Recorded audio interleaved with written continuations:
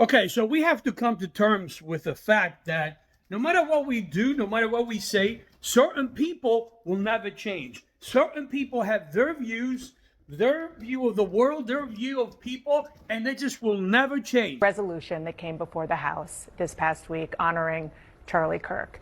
And there were 58 Democrats who voted against it. You were one. One of the things I do want to point out that's not been laid out that honestly hurts my heart is when I saw the no votes, there were only 2 Caucasians.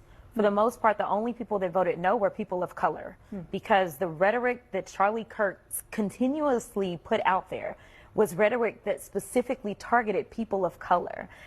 But what do we do to protect ourselves?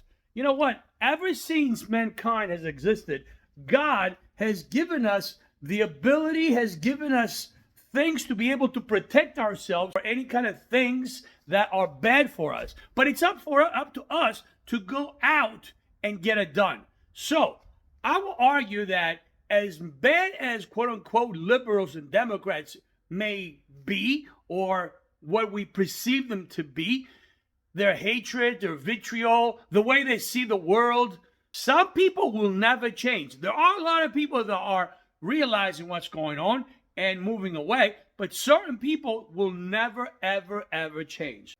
We have to be aware because on the other side, there's a lot of Republicans, the so-called rhinos, that are just as bad as Democrats, and they actually pretend to be on the side of the people, pretend that they care, but in actuality, they don't do jack shit to change things. They sit in Congress and they do absolutely nothing. And that includes a lot of people in the present administration recommended or chosen by Trump that are not there for his best benefit, for the administration's best benefit, or for the people's best benefit. So we have to be aware of those people. It's up to us again to do our due diligence, to do our research, and realize that this does exist.